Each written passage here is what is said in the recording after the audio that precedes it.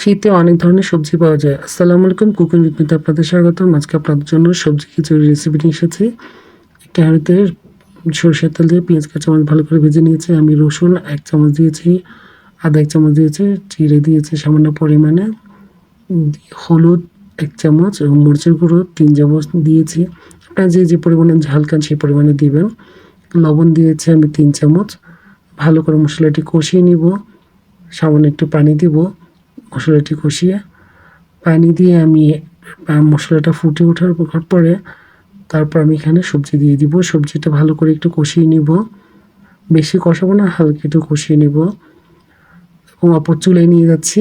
এই চুলায় আমি আরেকটি হাঁড়ি বসিয়ে দিচ্ছি খিচুড়ির জন্য।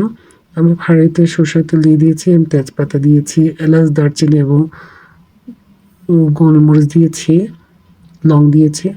ভালো করে পেঁয়াজ ভালো করে ভেজে নিব।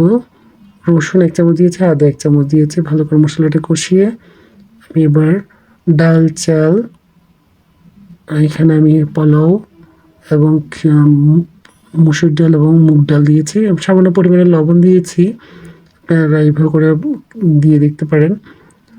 আমি এখানে 3 চামচ পোলাও চাল নিয়েছি, আর ডাল, মসুর ডাল এবং মুগ ডাল মিলিয়ে আমি 1 পট নিয়েছি। মোট 4 পটের আমি এখানে 6 পট পানি দিয়েছি, আর সবজিতে তো একটু পানি ছিল।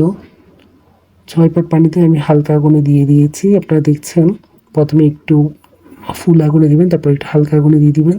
আচ্ছা, আপনার সবজি খিচুড়িটা হয়ে যাবে। আপনারা দেখতে পাচ্ছেন কিছুক্ষণের মধ্যে আমার সবজি খিচুড়ি হয়ে গেছে। ব্যাস, কালারফুল, আর বাচ্চারা তো কালারফুল খুবই পছন্দ করে। দেখতেও সুন্দর লাগছে, ঝরঝরা হয়েছে আমার খিচুড়িটা, মাশাআল্লাহ। এরপর আমি খিচুড়িটাও পরিবেশন করে দেখাচ্ছি আপনাদেরকে।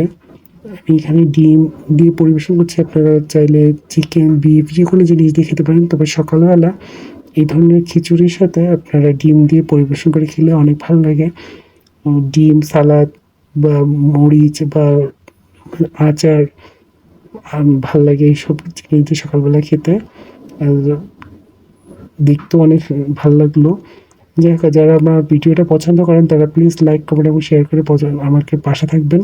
আমার ইউটিউব চ্যানেল এবং ইনস্টাগ্রাম এবং ফেসবুকে আমার লাইক, কমেন্ট এবং শেয়ার করে আমার পাশে থাকবেন। ধন্যবাদ সবাইকে। আসসালামু আলাইকুম।